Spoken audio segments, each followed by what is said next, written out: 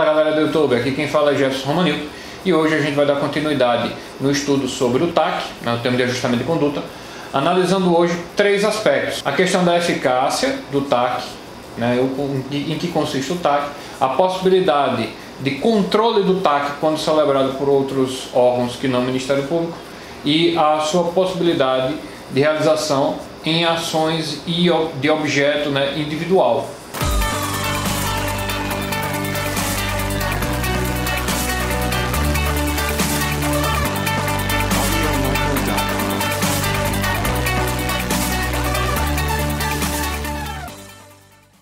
Como eu já tinha dito nas aulas anteriores, o TAC ele é um título executivo extrajudicial. E em que consiste a eficácia do TAC? O TAC, além dele formar um título executivo extrajudicial, ele fixa responsabilidades.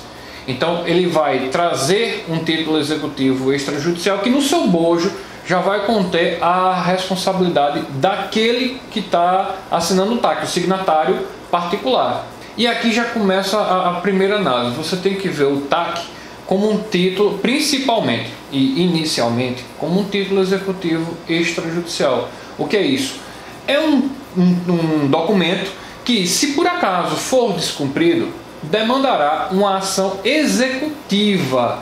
Não vai mais haver uma discussão numa ação de conhecimento se aquela obrigação lá na origem de fato está relacionada a um dano que efetivamente aconteceu, que não aconteceu, aconteceu de uma forma diferente e tal. Não vai haver mais aquela análise de mérito acerca do que deu causa ao TAC. Pode haver até uma análise sobre a validade do TAC enquanto título executivo extrajudicial, dentro de uma ação executiva. Mas não vai mais haver uma ação de conhecimento. Por exemplo, o TAC aqui é para ressarcimento de um dano ambiental e a obrigação também de plantar árvores em X hectares. Não vai haver uma ação de conhecimento para dizer se de fato houve ou não um dano ambiental. Por quê? Porque ali já é um título executivo extrajudicial. Já numa análise do processo civil como um processo de conhecimento e depois uma fase executiva, você já pula a fase de conhecimento e já entra na fase executiva do processo, você já inicia uma ação de execução. E isso é importante para que vocês, analisando numa prova de concurso, por exemplo, se num determinado caso concreto está havendo uma discussão sobre aquela causa que deu origem ao TAC em um determinado direito transindividual, se aquilo está sendo rediscutido, porque se estiver sendo rediscutido não cabe. É importante saber fazer esse corte entre o que deu origem ao TAC e o TAC em si. Então uma coisa é eu discutir uma nulidade do TAC, outra coisa é eu discutir se de fato ocorreu ou não o dano que originou o TAC. Entendido isso, a gente vai para a segunda etapa dessa explicação, porque, como eu disse, o TAC ele tem a eficácia de já constituir um título executivo extrajudicial e ao mesmo tempo fixar responsabilidades para o particular, signatário desse TAC. Mas o fato dele ser um título executivo extrajudicial não impede, por exemplo, o Ministério Público ou outro signatário do TAC de levar esse TAC para um processo judicial e visar a homologação judicial dele. Quando você leva o TAC para um processo e o juiz, ele analisando aquele TAC, ele diz: esse TAC está ok, está válido, e homologa judicialmente, o TAC, que ele era título executivo extrajudicial, ele deixa de ser extrajudicial e passa a ser título executivo judicial. Trocando em miúdos, não vai afetar muita coisa aqui não, O fato é que você já vai ter uma validade jurídica daquela formalidade do TAC, mas o que importa aqui é mostrar para vocês que o TAC ele é um título executivo extrajudicial, mas nada impede de que seja levado a juízo e seja convertido em título executivo judicial.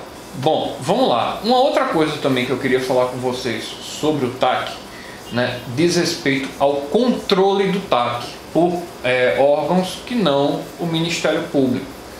Por que eu estou trazendo essa questão aqui? Porque pode ser questão de prova de concurso, pode ser questão de prova oral, até mesmo numa prova oral em um determinado concurso. Via pergunta, vamos lá, candidato, o defensor público da sua comarca, da sua promotoria, selecionou um indivíduo lá que gerou um dano ambiental para celebrar um TAC, né? Trouxe ele para dentro de uma discussão extrajudicial sobre aquela temática transindividual e celebrou efetivamente um TAC sem a participação do Ministério Público. E aí, esse TAC é válido? Esse TAC é inválido? Então vamos lá, aqui a gente tem duas correntes, a corrente de Zé de Santos Carvalho Filho e a corrente de Hugo Negro Mazili e de Paulo César Carneiro. Primeiro, Zé de Santos Carvalho Filho ele vai dizer o seguinte: não existe obrigação legal de intervenção do Ministério Público no controle de um TAC. E aqui eu concordo, eu já vou logo antecipando, eu concordo totalmente com Zé de Santos Carvalho Filho, porque não tem uma obrigação legal. Há uma série de legitimados para a ação civil pública, né, dentre eles a defensoria, e que não faz sentido você permitir que aqueles legitimados levem ao conhecimento do judiciário uma causa transindividual e vão discutir em juízo responsabilidade do infrator e não possa solucionar essa mesma questão numa discussão extrajudicial.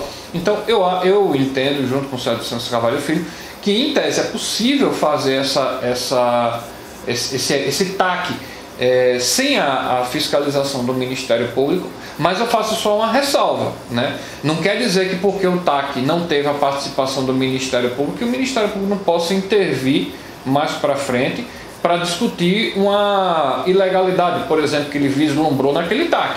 Ora, se eu, enquanto Ministério Público, vejo que um determinado órgão celebrou um TAC e que aquele TAC era ilegal, né, não poderia ter sido feito o TAC, ou a forma como o TAC foi feito foi indevida, né, e não gerou a necessária reparação do dano, por exemplo, eu posso ingressar com uma ação para invalidar aquele TAC. Já Hugo Negro Mazili e Paulo César Carneiro vão dizer não, o MP sempre tem que participar, né, sob pena de nulidade do TAC. Aí eu entendo que não, eu não concordo com esse entendimento, porque não faz sentido você dar um instrumento para o legitimado ir a juízo via ação civil pública para discutir um dano, né, uma lesão a um direito coletivo lato sensu, e você não permitir que ele solucione essa questão via extrajudicial, via um acordo fora de um processo. Então, assim, é bom vocês terem em mente, porque numa prova de concurso público, óbvio, se for uma prova de MP, você vai defender que sim, que o MP tem que intervir sempre e tal, né? Se for uma da defensoria, você vai dizer justamente o oposto, de defender a corrente de Santos Carvalho Filho. Depois que você assumir, você se filia a qual você acha melhor aí, né? Mas é importante saber que nessa questão do controle tem essa dicotomia na doutrina. Vamos lá, galera, para não estender demais o vídeo, né, naquela proposta de vídeos curtos, só tratando aquele cerne mesmo, né, daquelas matérias, eu queria falar com vocês aqui mais um assunto, que é justamente a questão da possibilidade do TAC em direitos individuais. E aqui eu não vou falar a questão de direitos individuais homogêneos, porque direitos individuais homogêneos são espécie de direitos coletivos lato sensu, né, de direitos transindividuais. Então aqui seria em tese possível, aqui eu não vou discutir muito essa possibilidade, eu quero discutir aqui com vocês a possibilidade de direitos individuais puros, né? Direitos, um caso específico, eu não estou falando de várias pessoas que sofreram dano, estou falando de um caso específico, de uma pessoa específica, e o MP celebrar um TAC nesse caso. Por que eu estou trazendo essa questão aqui para vocês?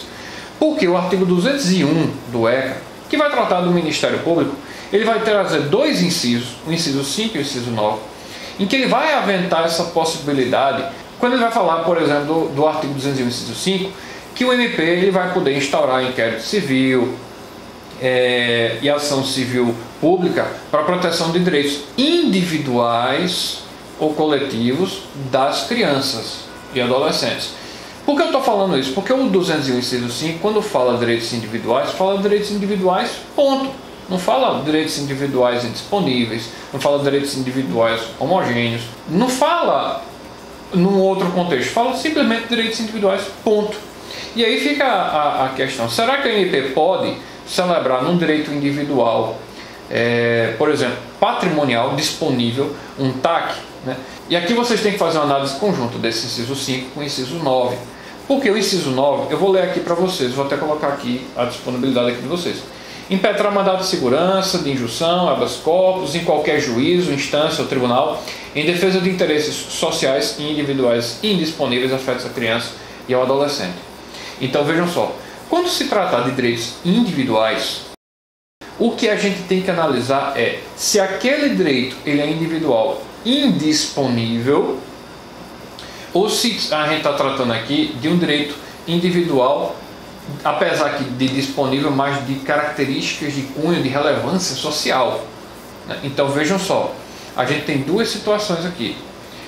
Se for um direito individual indisponível, ou se for um direito individual disponível com relevância social, é possível a MP celebrar um TAC. Vejam bem, gente, quando vocês forem analisar o artigo 201, incisos 5 e 9, né, do ECA, você tem que fazer a leitura desses direitos indisponíveis, tanto à luz da Constituição, do artigo 129 da Constituição, como também à luz da Lei de Ação Civil Pública.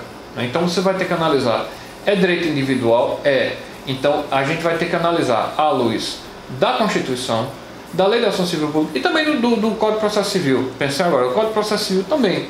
Então, onde é que a gente tem legitimidade para atuar? Direitos individuais indisponíveis ou direitos individuais disponíveis de cunho social, de relevância social.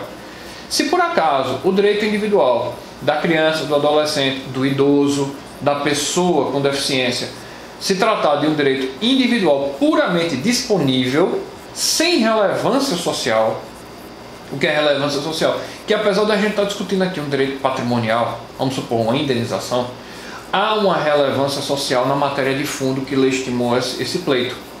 Então, se a gente estiver discutindo um direito individual indisponível ou disponível de cunho social, o MP tem legitimidade para atuar e tem legitimidade para fazer, obviamente, se tem legitimidade para fazer ação civil pública, tem legitimidade para celebrar um TAC. Se por acaso a gente vai tratando de um direito individual disponível puro, aí nesse caso o MP ele não tem legitimidade. Bom, gente, eu vou ficando por aqui. Se vocês gostaram do vídeo, dê um like. Se não são inscritos no canal, se inscreva e ative o sininho para receber notificação de novos vídeos. E na próxima aula, a gente vai tratar aqui da possibilidade de TAC com objetos distintos. Por exemplo, fazer, não fazer e pagar. E dentre essas possibilidades, né, do fazer, não fazer, pagar ou entregar uma coisa, a gente discute também a possibilidade de astreintes, de cláusulas penais dentro desse TAC. Beleza? Eu fico aguardando vocês aí no próximo vídeo. Espero que vocês tenham gostado desse e a gente se vê nos próximos vídeos. Fui!